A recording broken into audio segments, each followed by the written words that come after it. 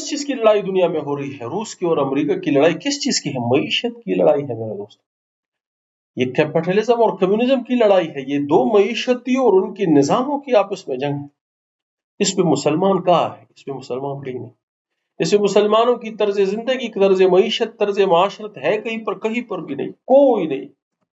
جو سب سے بدحال اس وقت اگر کوئی قوم ہے، کوئی امت ہے، تو وہ مسلمان ہے. کہ مسلمانوں کی کوئی بھی ملک نہیں، باوجود اس کے کہ بہت سارے اسلامی ممالک کے پاس پیسے ہے، لیکن معاشی نظام جو ہے ان کا بالکل کمزور.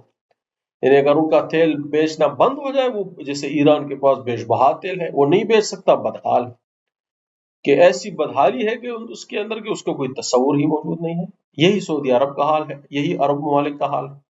ان کے پاس بڑا تیل ہے، بڑے پیسے ہیں، لیکن اگر ان کے تیل کے فروخت کے ذرائع کو ختم کر دیا جائے تو وہ بدحال ہو جائیں گے، وہ کوڑیوں کے محتاج.